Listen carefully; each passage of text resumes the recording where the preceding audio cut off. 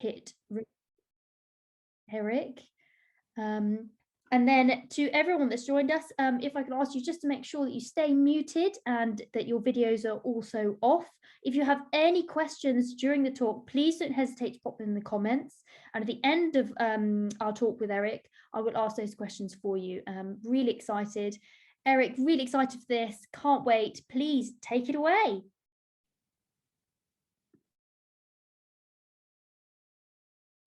Oh, I've unmuted myself. Okay. Yeah, this technology defeats me. Thank you for that, Ashley, and thank you for the invitation to be here.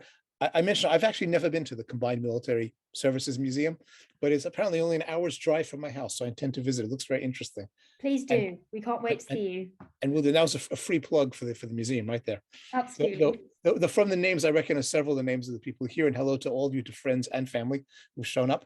We're a small group, so this doesn't have to be a very formal lecture, and you can post questions and comments throughout, and I'll see them.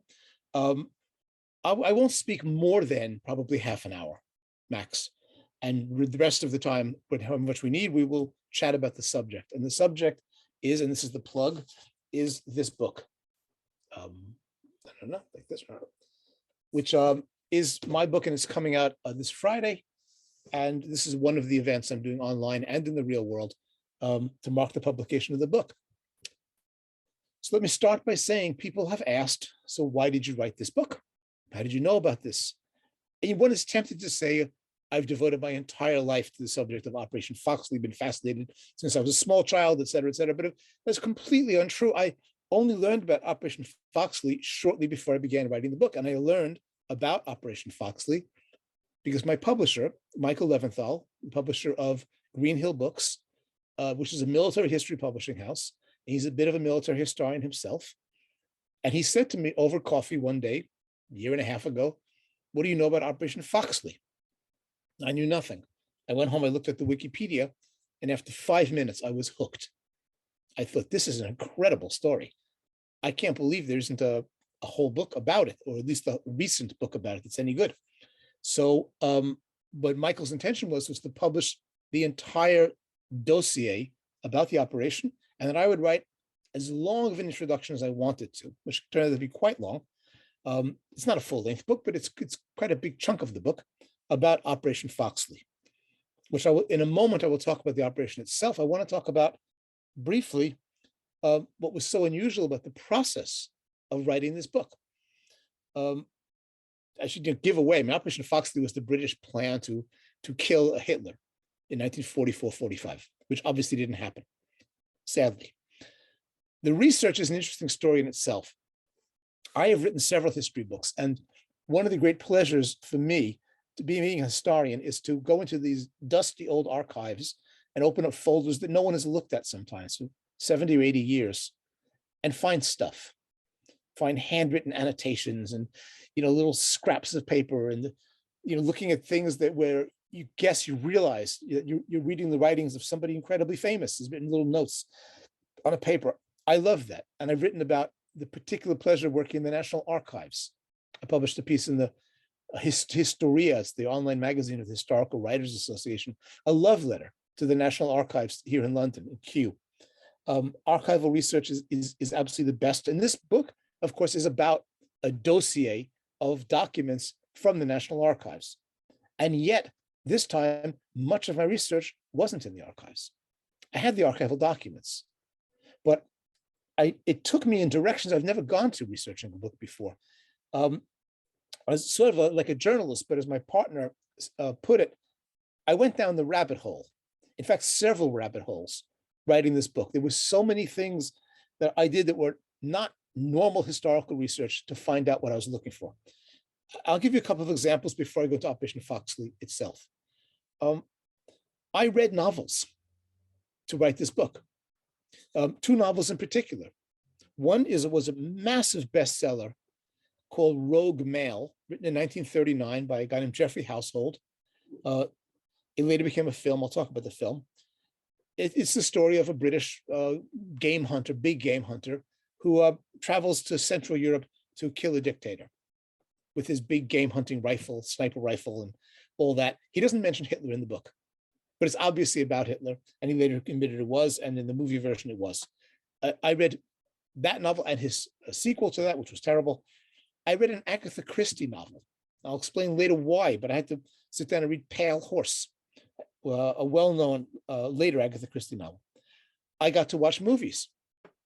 I saw, there were two movies based on Jeffrey Household's book, Rogue Mail, one of which, the early one, was called Manhunt, done by Fritz Lang, the great German director, emigre, anti-Nazi German director. Not his best movie, but interesting, Manhunt. The other was The Manchurian Candidate. I'll explain later why The Manchurian Candidate, but there were two versions of it, one from the late 1950s, which is spectacularly good with Frank Sinatra, and one which is not as good, that was made more recently.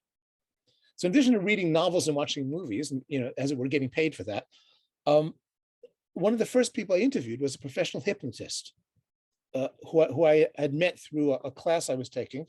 And I rang him up and said, we have to talk about hypnosis. And we talked about hypnosis for a while. And that was particularly weird. And this guy, it turns out, is the reason why the entertainer Derren Brown, I think the British people here will know who Derren Brown is. This is how Derren Brown became what he is. He actually met this hypnotist and writes about it in his memoir, how he became the Derren Brown we all are amazed by. And I'll explain later why I was talking to a hypnotist. But that was a fascinating conversation.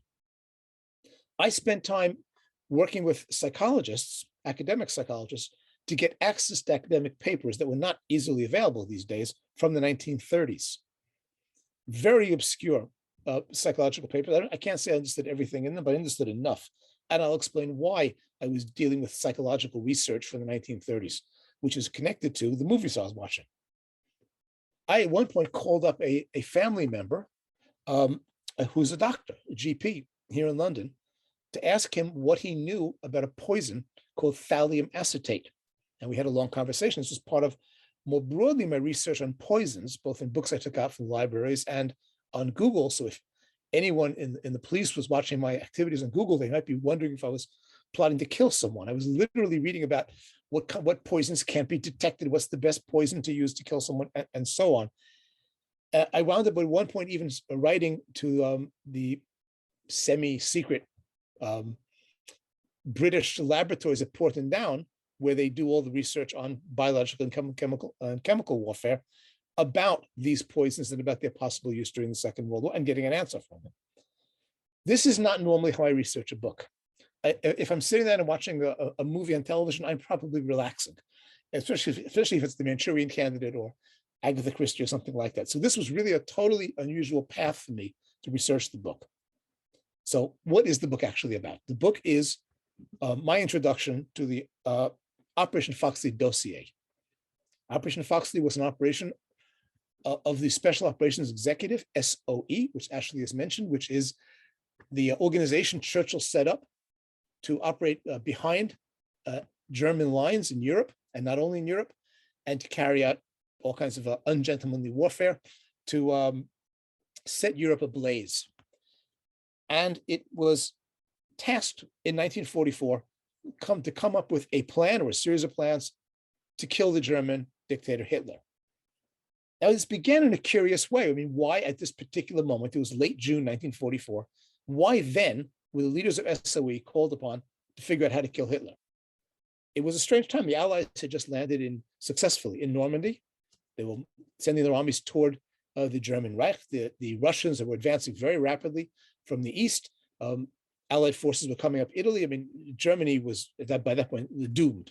It would take almost another year to complete the process, but it was war. In a sense, we could see the end of the war even then. Why then? And it begins with what we now call fake news.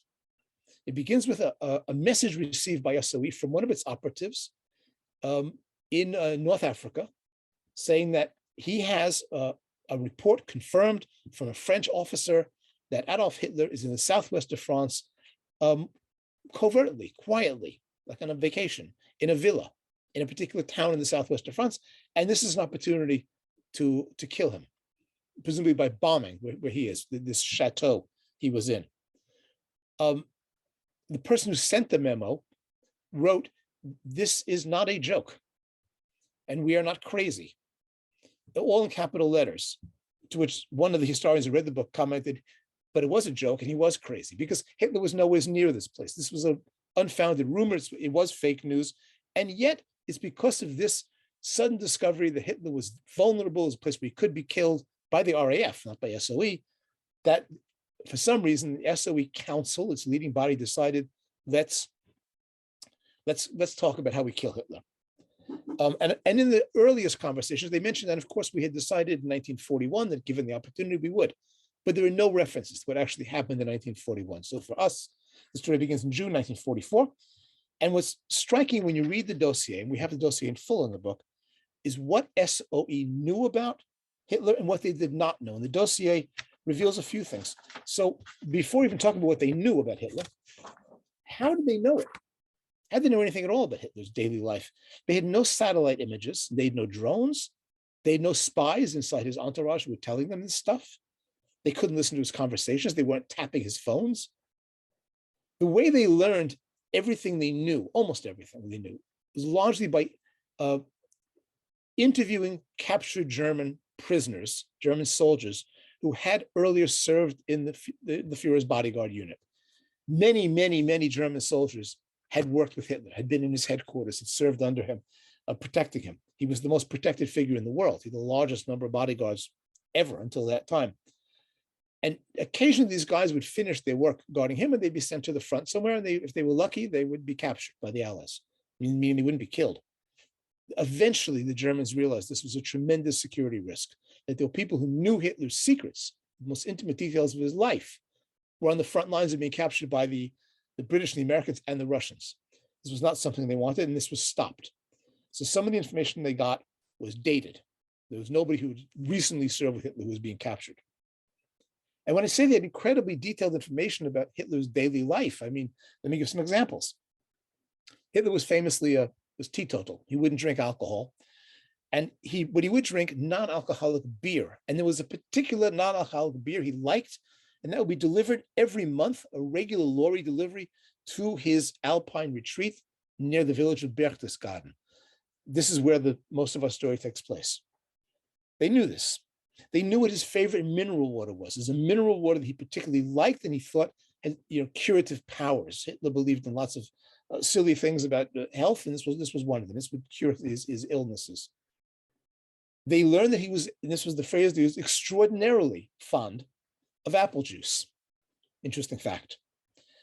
They knew, and this you'll see in a moment why this was important to know this. They knew that when he drank his tea, he drank it with milk, but did he put the milk in first and then add the tea, or did he put the tea in first and add the milk? And this was significant. He put in the milk first. Keep that in mind. They knew how he was guarded.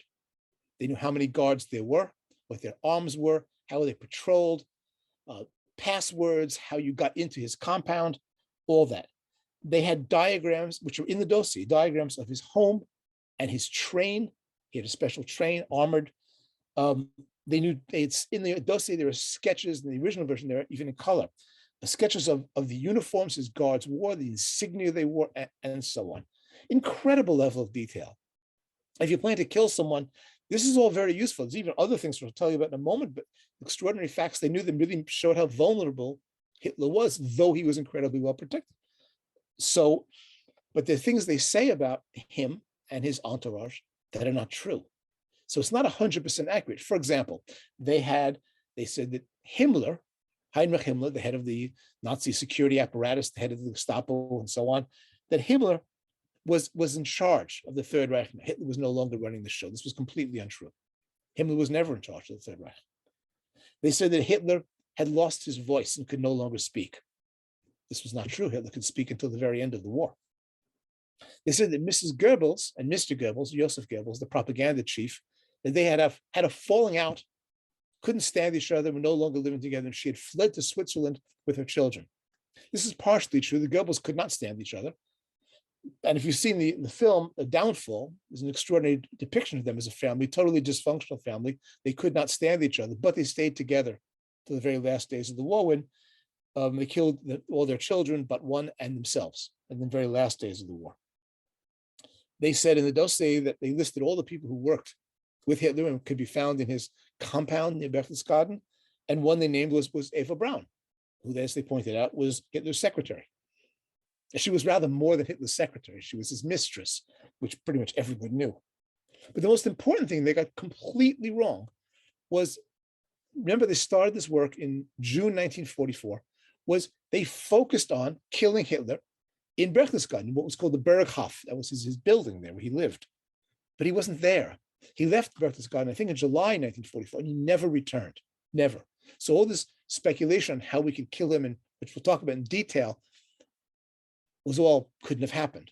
He spent all the final year of the war, basically either in his Fuhrer headquarters on the Eastern Front fighting the Russians, or on the Western Front at the time of the Battle of the Bulge, or the last few months of the war in Berlin, in his bunker underneath the Reichschancellery. Still, it's an impressive document. I mean, the amount of information is staggering, even if much of it is wrong.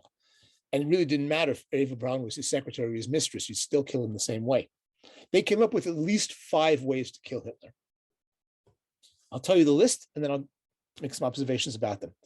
First was you get a guy with a rifle.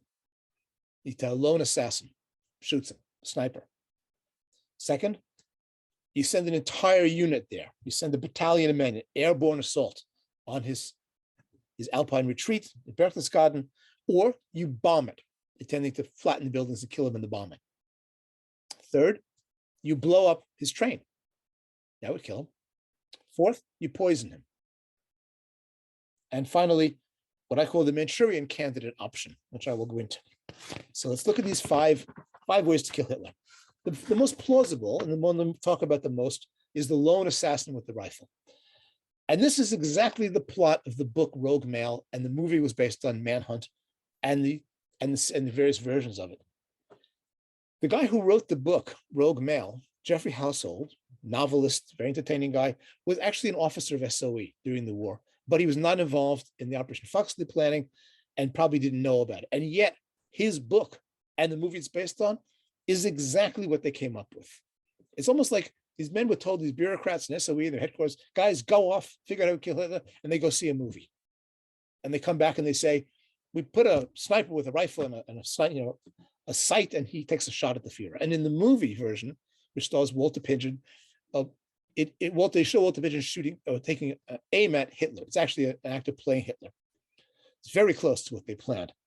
What they discovered, and they write about this in dossier, was Hitler was always surrounded by people, bodyguards, acolytes, an entourage, secretaries, officers, constantly busy talking, mostly him talking, sometimes him listening. And he needed downtime, like we all do. Even Nazi madmen dictators need their time off. And he would go on a walk every morning. When he was at Berchtesgaden and at his Alpine retreat, he would walk from his house, the Berghof, to a tea house. And the walk would take something like 20 minutes. And he instructed his SS guards, do not walk with me. You can stay 500 meters behind me and 500 meters ahead of me. You can see me, but do not walk with me. I need those 15 or 20 minutes of peace alone with my thoughts. The only time of the day you'd have that moment. And he'd do this walk. He could be seen from the woods. There was no wall, there was a fence, but a marksman in the woods had that period of time to shoot him. And it was a very wooded, heavily wooded area. Hitler himself knew this was a really stupid thing to do. He spoke about it. He's been quoted on the subject saying that if you're a leader and you do not want to be killed, you cannot have a predictable routine every day, because that makes it obviously how you would kill him. He knew this, but he had this routine anyway of this vulnerability. He was tempting fate, literally tempting fate, by I'm going to go on this walk and see if anybody dares to take a shot at me. And it was known he did the walk. So the plan SOE came up with was, and differed only slightly from the novel and movie version, was you send a sniper, a trained sniper, a really great shot. You give him a Mauser carbine rifle. You give him a sight to use. You give him a Luger pistol and some grenades to protect himself. Put on a German uniform, make sure he speaks German. Send him there. He sits in the woods. He waits till Hitler goes for his morning walk to the tea house and he shoots him. That's the plan. Hitler, curiously, they even discovered he would walk to the tea house. His people would come and join him there for breakfast. At the end, He'd be driven back and they'd all have to walk back. They knew the details about this walk in incredible detail. There were two problems with this plan, at least two problems. It looks like a great plan. Just send somebody there, give him a rifle, they'll kill him. One problem was, if it didn't work, if the person took a shot at Hitler and missed or something, the backup plan was to have two people with him, not in the same place, further down in the woods. They thought they would use Polish or other East European soldiers, and they would shoot at Hitler with a British-made Piat, which is like a bazooka. It was made by SOE. It was designed by SOE. So this is a little weird. If you think about this for a minute, what's weird about this is they go into great lengths to make the assassin look like a German. Also probably to get him through German lines. And if he's captured, he can pretend to be German. He'll speak German in German uniform, carry a German Mauser rifle. But the other two guys are firing an SOE-built, uniquely British weapon, which would apparently would blow up Hitler in his car. And a little bit contradictory here what they were trying to do. The second part of the problem with this whole plan was the sniper. Who was going to do this? You would think, okay, SOE had what's called Section X. They were the Germans. They couldn't operate very well inside Germany for obvious reasons. The German people were not full of resistance fighters at this point. They had difficult time, but they had native German speakers, and SOE had access to the best snipers in the British Army. They did not go to Section X and get a native German speaker, and they did not recruit one of the Army's top snipers. I named one of them in the book. I was like popping off Germans all the time. They didn't take these people. They picked a guy named Ted Bennett. And Bennett was at that time working in Washington in an office. He spoke some German. He had lived in Germany for a time, but he was British. He was a British businessman, had some business in Germany for a time, went there. So the German may have been good, wouldn't have been native, may have been good. It's not clear that he could shoot.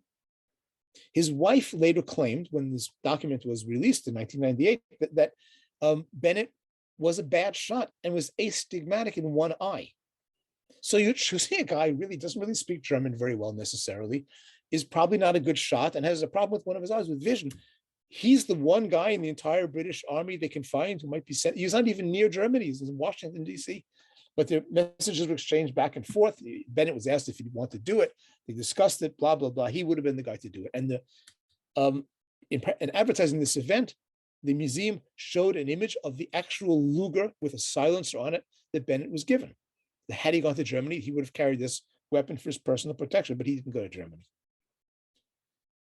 That we don't know why Bennett was chosen, and we don't know why this option wasn't tried, because this actually would have worked if it had been done while Hitler was still spending time in Berchtesgaden at his retreat. The second plan was also sort of plausible, was you send in, using what's called combined operations, you parachute in a battalion of crack British troops and you shoot it out with the German guards there. That might have worked. There weren't that many German guards. They could have sent in a large number, but later in the war, it was no problem. The British controlled the skies, send in as many British soldiers as you want, and fight it out and kill them. That wasn't tried. The other possibility was to bomb the Berghof and flatten it. This, strangely enough, was tried in the last week of the war, or the last 2 weeks of the war, when Hitler was no longer there. It was in Berlin. It's very odd, and historians have written about why this might have happened, speculating on what caused that. It's a very strange story. My best guess is they didn't know where Hitler was, and there was all the rumors Hitler would retreat to Berchtesgaden and fight the last battle of the war from his Alpine retreat, which is not what happened. There's a strange story. It's like a footnote that in the very last days of the war, the British sent a couple of men into Berlin to actually look for Hitler, to hunt him down, and to reveal exactly where he was and to pass back the coordinates so wherever he was could be bombed. This was done, strangely enough, the men were vetted by a woman who became known as Agent Sonia. She was actually a Soviet agent living in England, and Ben McIntyre has done a wonderful book about her. Sonia, Soviet agent, was picking Allied soldiers to go and find where Hitler was so he could be killed, but they didn't find him, and he wasn't killed by bombs. Third plan. Lone assassin, you're not going for that. You're not going to do the aerial bombardment or the airborne assault. Blow up his train. How hard could this be? He had this incredibly armored train. It had anti-aircraft weapons on it. It had soldiers all around it. Every train station he'd pull into in this train would be heavily guarded by German troops. There were German troops stationed on every bridge over the tracks that passed through. You couldn't get near this train. The theory was, well, there were these French women who clean the train from the outside. They get near the train. And if we could make bombs, little bombs, we could throw them underneath the train and blow it up. Because the person throwing these little bombs would be shot and killed, but it's a suicide mission. This was the plan. It was not a good plan. Well, there was really no way for individuals to attack the Hitler train, the Führer train, and get away with it. So that plan was never, even those enormous amount about the train in the book. I mean, diagrams of exactly where everything is, which relates to the fourth possibility. We poison him. This is a good option. Poison works. And SOE had whole departments that worked only on poisons. They know all about poisons. They would give some of their agents poisons to take in case they were captured. And there's a discussion about which poison we use. And it talks basically, that we could use poison X or poison Y or poison Z, except that they don't actually say what these codes mean.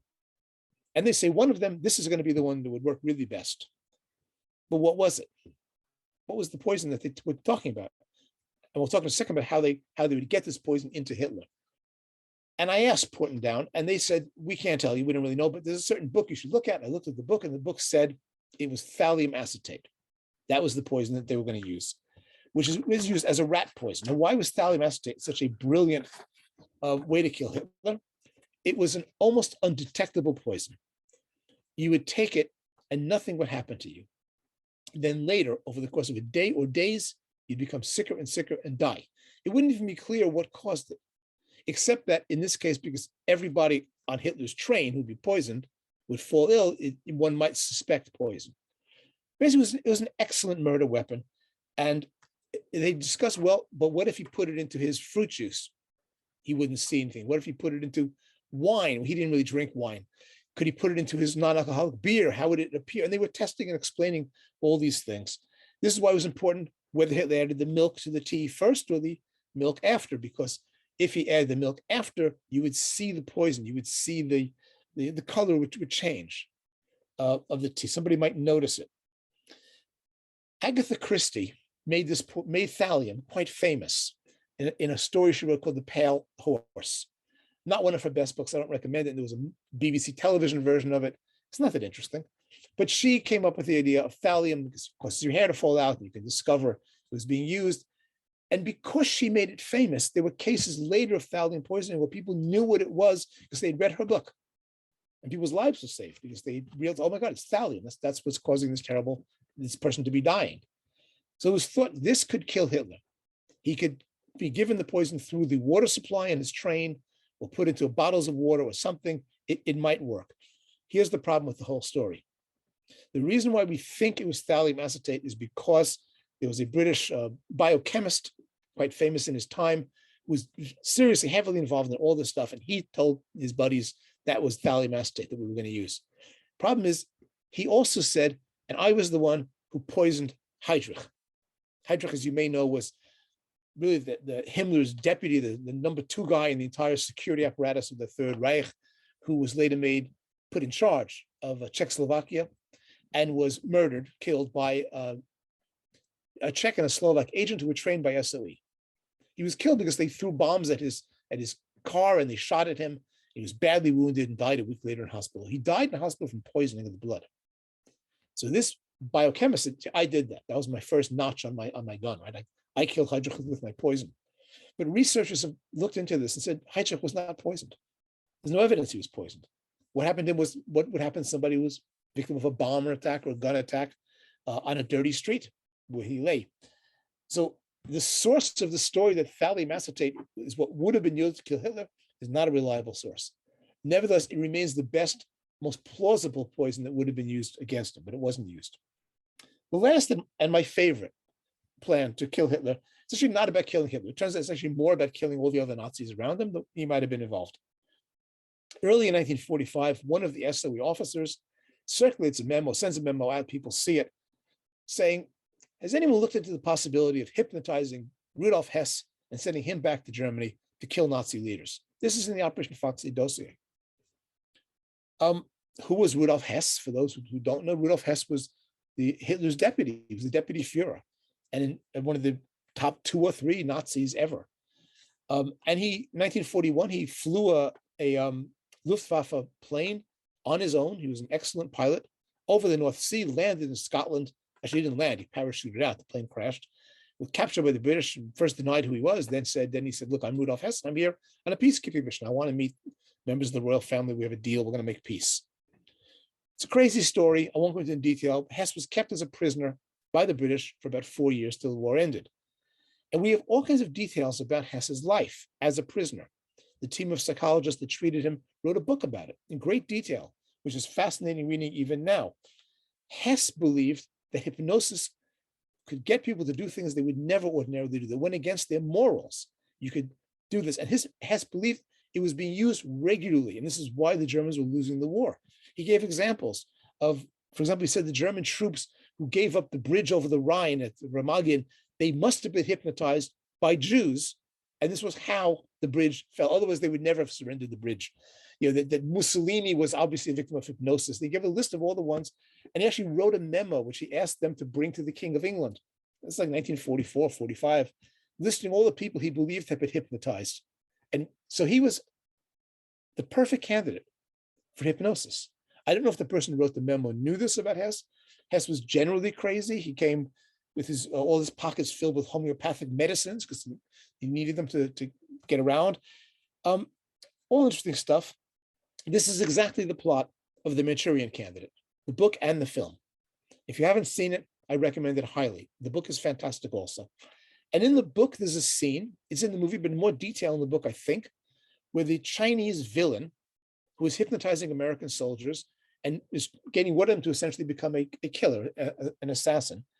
And he says, many of you believe that hypnosis cannot be used to get people to murder their friends or do things against their moral code.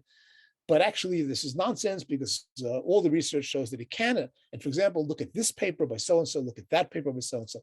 I read this and I thought, this is what authors do. He's making up names of academics who made the case, just like the Chinese villain himself is a made-up character, as are the American soldiers.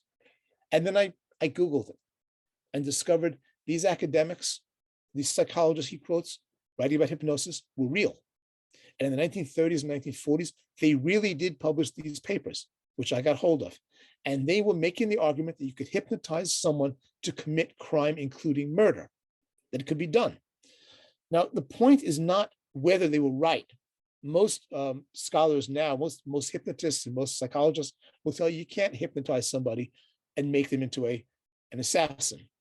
Though Darren Brown did a lovely show, I think called The Assassin. We exactly tried to do that, but that was entertainment. And I wrote about that as well. The point is not whether it would have worked. The point is it was a reasonable thing to believe at the time. Maybe this would work. And it was floated out there. All the historians who've seen this and commented have all said this is the most bonkers part of Operation Foxley, was the notion of creating a Manchurian Candidate style assassin out of Rudolf Hess and sending him back to Germany to kill Nazi leaders. But it wasn't bonkers. It probably wouldn't have worked, but they didn't know that at the time. They thought hypnosis might work. So those were the 5 options that they had to kill Hitler. None of them were tried. The discussions with Ted Bennett as to whether he would go to Germany and kill Hitler or not continued until March 1945. He was finally informed in March 1945, we don't need your services. By this point, Hitler was a month away from his death.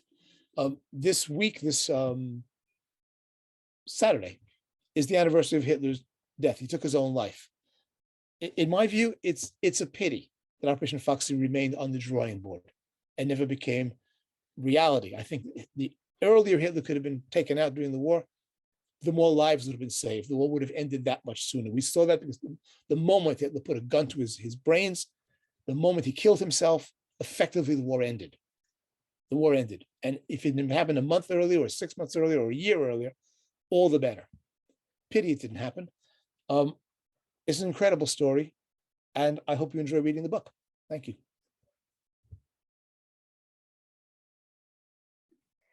Oh my goodness, Eric, that was wonderful. Thank you so much. So much information. And it's so interesting that we almost feel we're a bit privileged as historians. We can find these narratives, like you said, in these dusty little narratives that are stuck in all these different places, the National Archives and Imperial War Museum, and we can pull out and learn so many new narratives and stories about these different characters.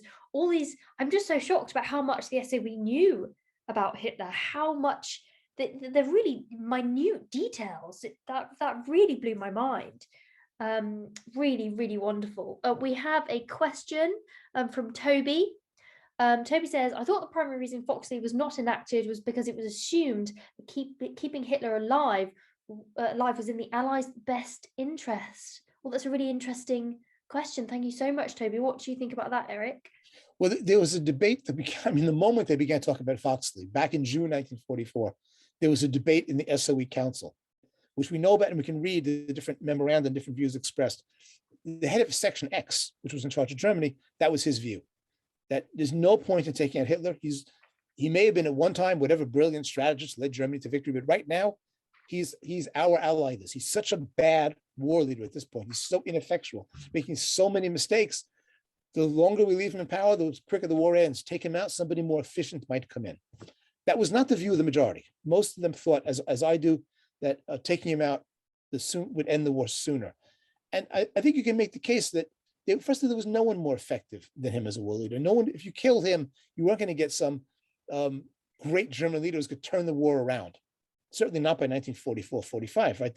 Some of their most brilliant generals, like Rommel, were implicated in the plot against Hitler. So they would not have done this. Most of it, after the July 20th, 1944 attempt on Hitler's life, Hitler didn't trust his generals, and the very best ones were killed or captured, whatever. All the rest were just sniveling little, they were just hanging around him, and as everywhere they were not challenged by him. They would not challenge him. So no one would replace him to make the Germans do better. He was a terrible war leader by this point, and his death would not have led to the war being lengthened at all. There was no way that could have happened, as I understand it. But that's all speculation. The view of the majority of SOE leaders was that he should be killed, not left in place. So that wasn't the reason why they didn't carry out Foxley. They didn't carry it out because they ran out of time. That's why they dragged their feet. It took them, 9 months from the time they were first tasked with doing it to the time they sort of abandoned it when he sort of died himself. I mean, sometimes bureaucrats, I'm not saying they were bureaucrats, they were diligent officers, but sometimes in bureaucracies, you see people do that. They drag something out in the hope that the person will die of natural causes, which is what happened. That's remarkable. I sort of agree with you, actually, because talking from a mission command point of view, when you have a leader who micromanages, he reduces that combat effectiveness. He stops his, the German war machine was fantastic. It was one of the best war machines of the time, one of the best militaries of the time. And he had such really extraordinary generals, very skillful, very, very good operationally, strategically. And his micromanagement of the war and of the different theatres of war, I do agree. I think leaving him in place did affect Germany very, very negatively. So I think that's a really interesting take on how leadership can affect strategic and operational means. And I think that's really, really interesting. I'm very interested in leadership and military leadership, and I think that's a really interesting take on that. We've got another one. Sorry, Eric. Add to what you just said. It wasn't just the micromanagement, which of course was terrible, and he was, it wasn't that. This unit here and this unit there. But on the very large scale, it's been argued that the Battle of the Bulge, the Ardennes offensive, was an incredibly stupid thing to do at that moment in the war. He didn't have the resources to do it. And it's been argued that if he devoted the same resources to throwing all those forces against the Russians, he might have at least slowed down the Russian offensive in the East. Instead, he wasted elite units, some of the best soldiers he had, in a completely futile attempt to seize the port of Antwerp, which he never succeeded in doing. So he made huge scale military mistakes in the final months of the war. Even with all that, I still would have had him killed sooner. The sooner the better. Well, that leads quite nicely on to my next question from Steve. So Steve says, it would be hard to disagree with you that Hitler should have been taken out, but please give your thoughts on the morality of assassination. Who qualifies as a target and who doesn't in moral terms? I think that's a really, really interesting question, Steve. And I think it's something so difficult when you're looking at war and when you've been a part of war and when you're part of a military, that ethical and moral argument always comes into play. What's your thoughts on that, Eric? Well, I looked into this because when an early draft of the book, I didn't mention any of this, and a friend of mine read it and said, "But it was it legal or moral to do this?" Which are two different things. First of all, it apparently was legal. There's been some discussion about legal scholars whether you can kill leaders in wartime, and I cite one or two of them in the book. Apparently, there's a consensus that under certain conditions, it's okay to do this. The reality was, at the time, the Allies were doing this. There was an attempt by the British to capture or kill Rommel several years earlier, which failed. The killing of Heydrich, while there wasn't actually an NSOE decision, I think it was clear with the SOE's approval that Heydrich was killed. And it's been argued that the killing of Heydrich had terrible repercussions. I mean, many thousands of innocent. Terrible, yeah, really. Czechoslovak people were killed. Yeah. And yet, most people say, good riddance to Heydrich. The man was a monster. So, most famous argument against it, though, is the famous killing of Admiral Yamamoto, which I read about in research for the book. Now, Yamamoto was the Japanese Imperial Navy. He was the man who seemed to be responsible for the attack on Pearl Harbor. I was about to say, was he commanded the attack on Pearl Harbor? I think that's it. I think he was the commander for Pearl Harbor. Am I right? He was certainly seen by the Americans as responsible for it, and he was seen as the architect of the Pearl Harbor attack. Though he himself questioned whether Japan could win a war against America, he wasn't certain it's the right thing to do. But if the emperor said that famous "Have we but awoken a sleeping bear?" I think exactly. Yeah. And the Americans broke the Japanese naval code. They knew where Yamamoto was flying to. They identified who he was, what plane he'd be in, and sent in a very daring operation a whole bunch of American planes to intercept him and shot him down deliberately. It was a cold, calculated assassination of an enemy leader. So they were doing this stuff, throughout the war. These kinds of things were happening all the time. So it was generally seen as there was no question of morality here. There were moral issues raised about things like the firebombing of enemy cities or the use of atomic weapons against Japan. And you can make a case that destroying Dresden or atomic bombs against Japan, they raise certain moral questions. But the killing of an individual leader as vile as a Hitler is not, I don't think is an issue, is a moral issue. If there was ever a leader in any country in history who deserved to be taken out and shot like a dog, it was Hitler. Yeah, I mean, I agree. Of course, I agree with you. But we have the gift of hindsight, and we are fully aware of the atrocities of the Holocaust and all of the other terrible things that was perpetuated because of Hitler's being a tyrant, and his charismatic leadership that brainwashed the entire nation. I mean, the nation wanted change. It needed change with the people becoming disenfranchised with the Weimar Republic, and Hitler coming in as a strong leader saying, work, bread and freedom. I'm going to change the way we are as German people, be strong again after the Treaty of Versailles. So I can understand there was political factors, there's economic factors, but there was his personality, his drive, his charisma that also helped him come to power. There were these sort of three factors, I think. But absolutely agree with you. That moral question, that was a really interesting question. Thank you so much for that. That moral question that really surprised me that you said there's a legal element. There's nothing legal saying that you can't take out a military leader. And I think we've seen it in 21st century warfare as well, where Americans have taken out Osama bin Laden. There has been the capture of Saddam Hussein. So obviously there's a legal precedent there.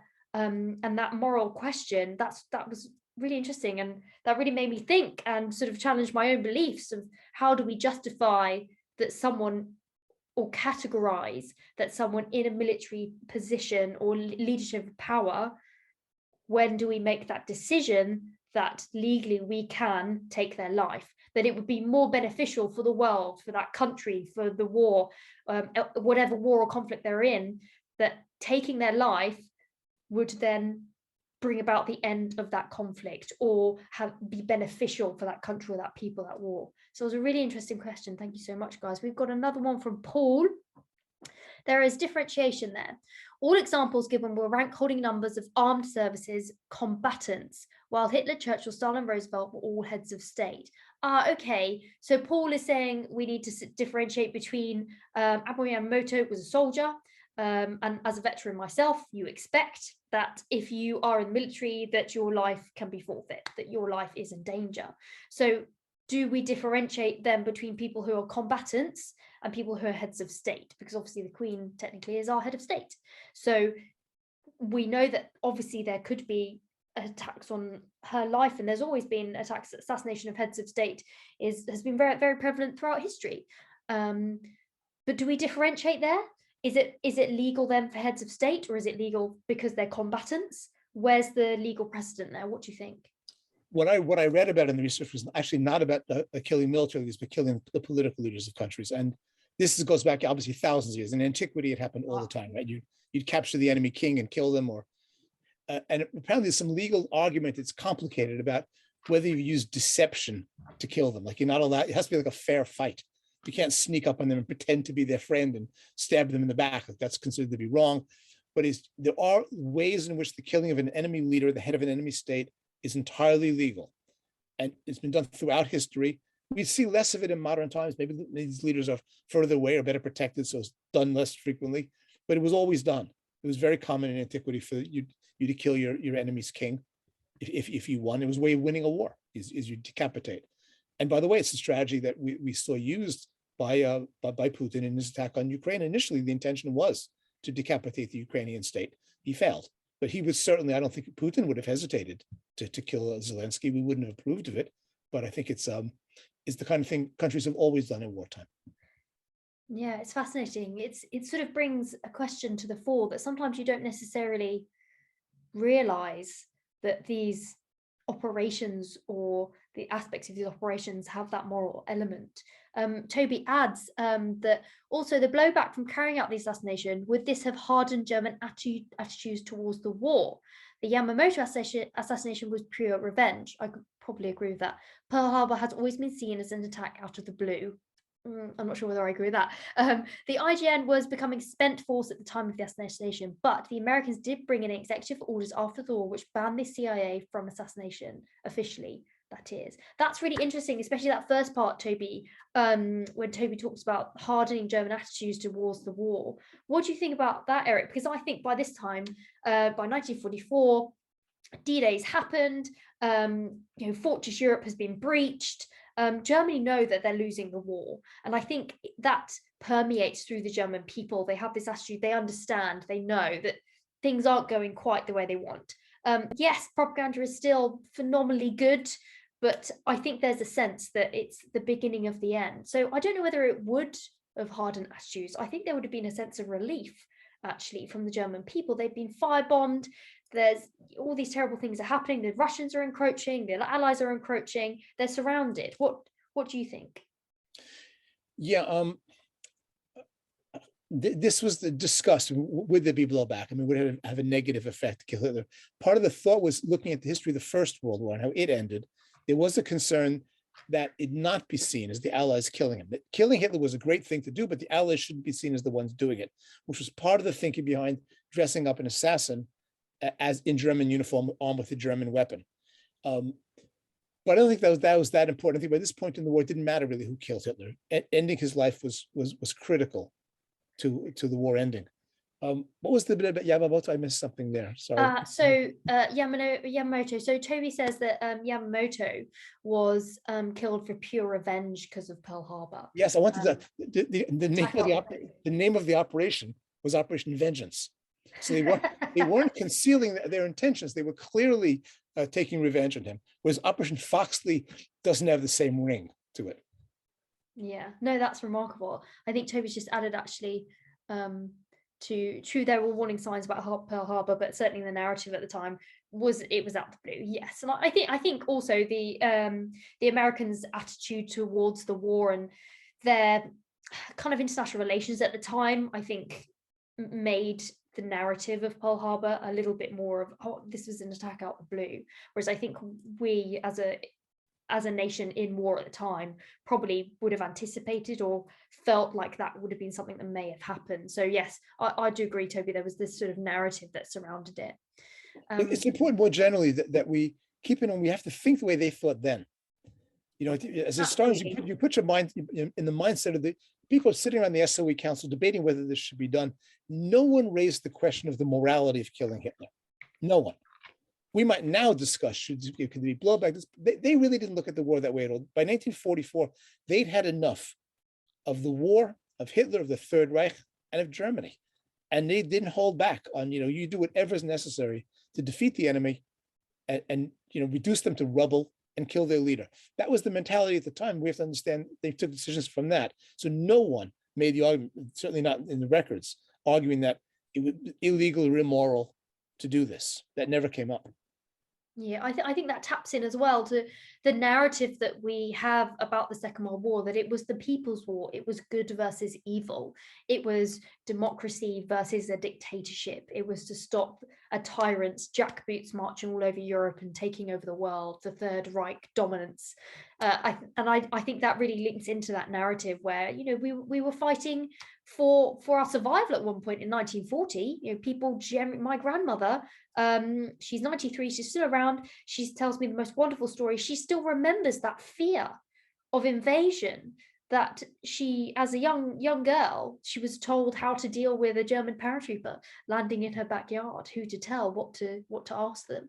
And she says that fear was really very real. They genuinely believed they were going to be invaded. And I think we felt alone, Britain felt alone. So I think that idea of morality, you're absolutely right. It was good versus evil. Hitler was evil. That's the narrative that we believe in.